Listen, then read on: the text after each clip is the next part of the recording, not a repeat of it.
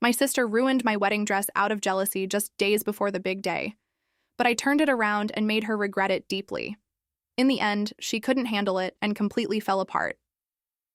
Before the story begins, if you like our channel, subscribe to help us reach 1,000 subscribers.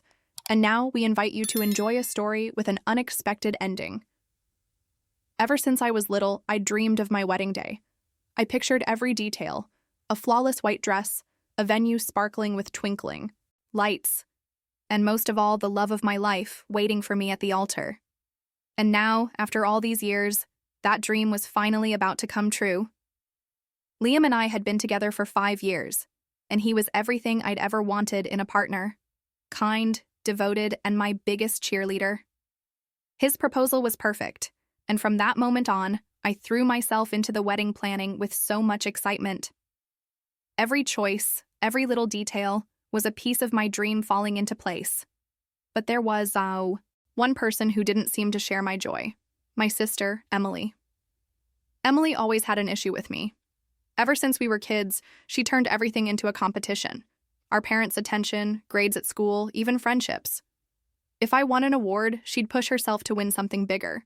If I got something new, she'd find a way to one-up me with something better. At first, I thought it was just typical older sister stuff, but over time I realized it ran deeper: jealousy. When I announced my engagement, I hoped she'd be happy for me. Instead, I got a fake smile and a look that sent chills down my spine. She never showed any excitement. Whenever we talked about the wedding, her responses were cold and dripping with sarcasm. Wow, how cliché. A traditional wedding, white dress, so unoriginal. Or, are you sure you want to get married so young? What if it all falls apart? I tried to brush it off, but her disdain was impossible to ignore. The worst part was when she started undermining my confidence in subtler ways. If I showed her something about the plans, she'd find a way to tear it down. That dress? I don't know. It doesn't really suit you. This decor's kind of tacky, don't you think? Hope you can still fit into that dress by then, huh? Little by little, I realized this wasn't just annoying behavior. Emily wanted my wedding to flop. The breaking point came one day when I tried on my wedding dress for the first time. It was a classic design with delicate lace and a veil that fell just perfectly. I looked in the mirror and felt radiant. My mom teared up when she saw me and said I looked stunning. But Emily? She stood in the corner, arms crossed, with this unreadable expression. When I stepped out of the fitting room to show everyone, I overheard her whispering to my cousin, "It's not even that nice. I bet she won't look as amazing as she thinks she will on the day." It hit me like a punch to the gut. But I had no idea. Emily was about to do something far worse than snarky comments, something that would shatter one of the most important moments of my life. Or so she thought. The days were flying by. With less than a week until the wedding, I was over the moon. Almost everything was ready. The venue was decorated, the catering was sorted, the invitations were sent. There was just one last thing to do: pick up my wedding dress from the shop and bring it home. My mom insisted I leave it in her room, safe from any accidents. But I wanted to see it every day leading up to the wedding, a little reminder that my dream was coming true. So I decided to keep it in my own room, carefully hung up inside its protective cover. The next night, I got home from work exhausted. My mind was all over the place. Last-minute wedding tweaks, the nervous excitement of the big day, and this nagging feeling that Emily had been acting way too strange lately. She barely spoke to me, and when she did, there was this bitter edge to her voice. But that night, I tried to push any worries aside and headed straight for a shower. What I didn't know was that while I was unwinding, Emily was plotting something I could never have imagined. When I stepped out of the bathroom and into my room, a chill ran down my spine. Something felt off. Then my eyes landed on what was left of my wedding dress, and my heart just stopped. It was ruined. The delicate white lace was torn from top to bottom, like someone had slashed it with sharp scissors. The tulle was stained with something red, which I quickly realized was wine. The tiny gemstones that adorned the bodice had been ripped off, scattered across the floor like little shards of a shattered dream. For a moment, my brain refused to process what I was seeing. My chest heaved, my breaths came short and fast, and my vision blurred with tears threatening to spill. What? What happened here? My voice came out weak, a shaky whisper. I knew the answer. I knew who had done it. I stormed out of the room like a hurricane, my heart pounding in my chest. I needed to see her. I needed to look her in the eye and hear from her own mouth why she'd do something so cruel. I found Emily in the living room, lounging on the couch, scrolling through her phone like nothing had happened. The contrast between my panic and her calmness was the most infuriating thing I'd ever seen. It was you. My voice trembled with disbelief and rage. She looked up slowly, not a hint of surprise on her face. If anything, she looked pleased. "What's wrong, little sis? Something bothering you?" she asked with a smug, sarcastic smirk. My vision blurred. My body shook. My throat tightened with fury. "You destroyed my dress," I yelled, the anger taking over. Emily shrugged, like I was making a big deal out of nothing. "Oh, that? It was an accident. I don't know, maybe a rat chewed it up. Or maybe it's fate. Could be a sign you shouldn't be getting married." Her words stabbed like knives. I wanted to scream, to cry, to understand why my own sister would do something so vicious. "How could you do this to me?" My voice cracked, choked by the lump in my throat. Emily stood up then, crossing her arms and fixing me with an icy stare. "Because I'm sick of watching you get everything you want. Always the golden girl, always Little Miss Perfect. And me? I'm always in the shadows, always second best. But not this time. I'm not letting you have your dream wedding while I stay invisible." That's when it hit me. My sister hated me. This wasn't just petty jealousy or sibling rivalry, it was hate. And worse, it was hate from someone who was supposed to be family. I felt broken. Losing my dress was bad enough, but this was like losing something even more precious. The illusion that my sister had ever truly loved me. My eyes burned, but I swallowed the tears. I wasn't going to give her the satisfaction of watching me fall apart. I took a deep breath and wiped my face. If she thought she'd broken me, she was dead wrong. I wasn't going to let Emily ruin my wedding. I'd find a way to bounce back. I stood there in the living room, a storm of emotions swirling inside me. My body trembled with anger, my chest burned with indignation, and my heart felt crushed, heavy as a stone. I wanted to scream, to smash everything around me. But more than that, I wanted to understand. "Why, Emily?" My voice came out weaker than I intended.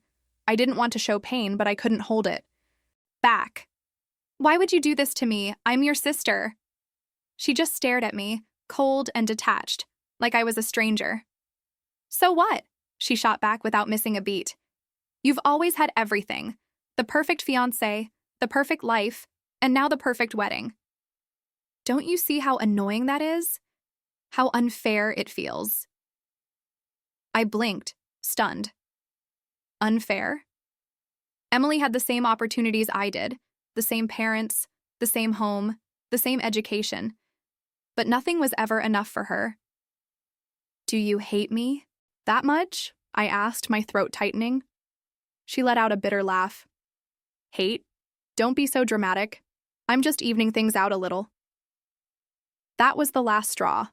In that moment, I realized there was nothing left to say. No matter what I said or did, Emily didn't feel an ounce of regret. If anything, she seemed proud of hurting me. I took a deep breath. My eyes were brimming with tears, but I wasn't going to cry there in front of her. I wouldn't give her that satisfaction. "You might have torn up my dress, Emily, but you'll never break me." She crossed her arms, looking at me with disdain. "We'll see." I turned and walked away. I went upstairs to my room and locked the door. Only then did I let the tears fall. I threw myself onto the bed and cried quietly, clutching my pillow. It wasn't just about the dress. It was what it represented. The physical piece of my dream. And now it was in tatters. For a moment, despair washed over me. The wedding was 3 days away. How was I supposed to find another dress in such little time? I didn't want just any dress. I wanted to feel beautiful on my big day. But amid the chaos, a spark of an idea started to take shape. I wasn't going to give up. The next morning, I woke up determined. I wasn't going to let my sister win. I'd figure this out. I went to my mom and told her everything. The dress, the destruction, Emily's cruel words, all of it. Her face went pale. No, Emily wouldn't do that. She did, Mom, and she didn't even feel bad about it. Her eyes filled with tears. I knew it was hard for her to accept that one daughter could do something so awful to the other. But it was the truth. I'll talk to her. This is too far. I shook my head. It won't help. She doesn't feel guilty. But I don't want to talk about that now. I just need a new dress. My mom took a deep breath and squeezed my hands. We'll figure it out. You're going to have the most beautiful dress ever. I spent the whole day going from bridal shop to bridal shop, but they all said the same thing. 3 days wasn't enough time for such a big alteration. My heart was sinking. Then, at one of the stores, an employee pulled me aside. Look, there's a woman in town who might be able to help. She makes dresses by hand and has saved plenty of brides in a pinch. But she's kind of tough to deal with. If you want to try, I can give you her address. I had nothing to lose. I took the slip of paper and headed straight there. The house was small and cozy, with a well-kept garden. I rang the bell, my heart racing. A gray-haired woman with sharp eyes answered the door. You the bride who needs a miracle? She asked with a half smile. I swallowed hard. Yes. She studied me for a moment, then swung the door open. Come in. Let's see what we can do. And just like that, from a moment of desperation, my last shred of hope emerged. I didn't know it yet, but that meeting was about to change everything. I stepped into the mysterious woman's house with my heart racing. The place was cozy, with dark wooden furniture and the faint scent of tea lingering in the air. In one corner, there was a mannequin draped in an unfinished wedding dress, and next to it, a table overflowing with fabrics and lace. My name's Margaret. They told me you need a miracle, she said, studying me with a sharp, knowing look. I nodded, trying to keep the desperation out of my voice. My dress was ruined. I'm getting married in 3 days, and I have nothing to wear. Margaret didn't ask how the dress got destroyed. She just motioned for me to come closer. Let me get a good look at you. I stood still as she examined my frame, her brow furrowed in concentration. You've got an elegant build, delicate bones. I know just what to do. But I'll be straight with you, girl. 3 days is nothing for a wedding dress. I can sew one, but it won't be dripping with embroidery or beads like those store-bought ones. It'll be simple but classy. If you trust me, I'll do my best. I swallowed hard. I didn't have many options. I trust you. Margaret gave a small smile and turned to her table of fabrics. Then come back tomorrow night for the first fitting. I left feeling something I hadn't felt since I saw my dress in pieces. Hope. The next evening, I returned to Margaret's house. To my surprise, the skeleton of the dress was already done. It was an elegant design with a simple cut, but it hugged my figure, in a way I'd never imagined. When I slipped it on and looked in the mirror, a lump rose in my throat. It's beautiful, I whispered, my voice thick with emotion.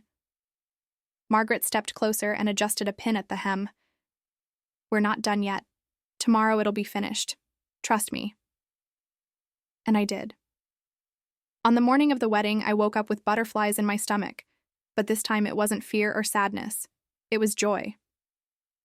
I went to Margaret's to pick up the dress, and when she unveiled it, my jaw dropped.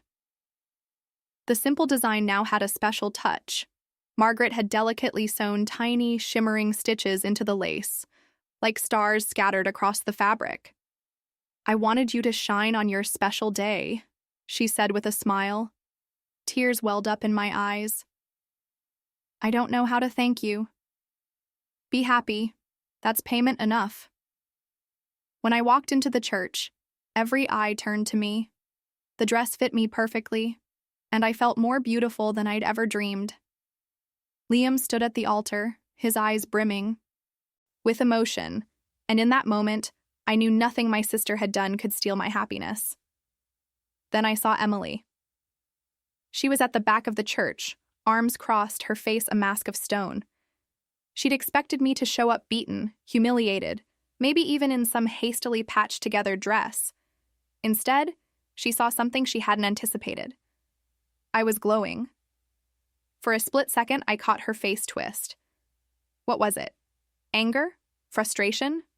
Or regret? Throughout the ceremony, I felt her eyes on me.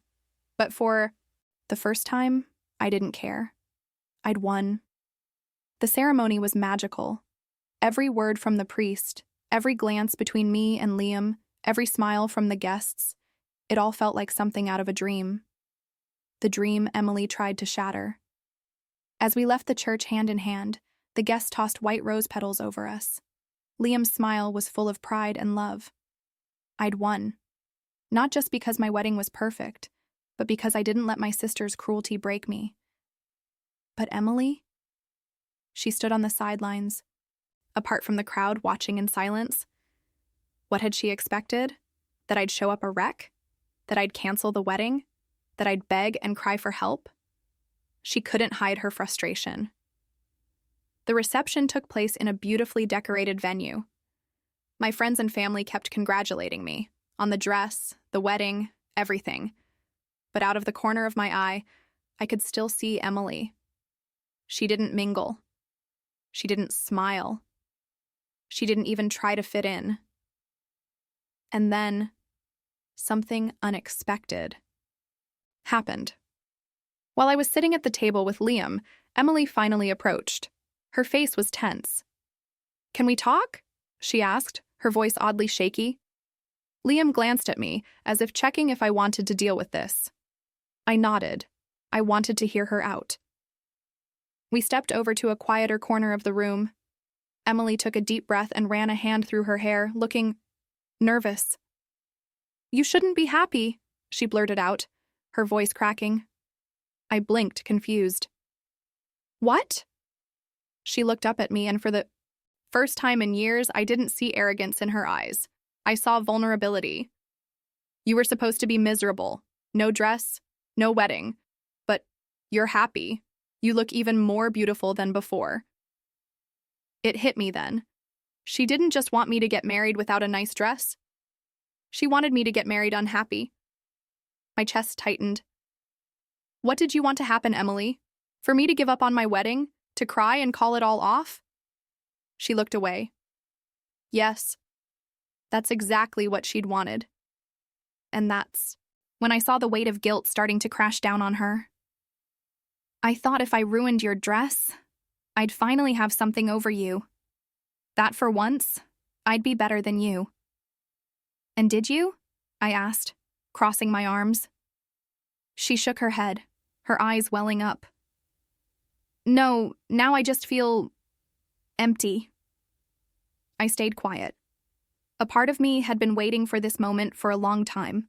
The moment Emily would finally realize that all her hatred was only destroying her. She took a shaky breath and finally said it.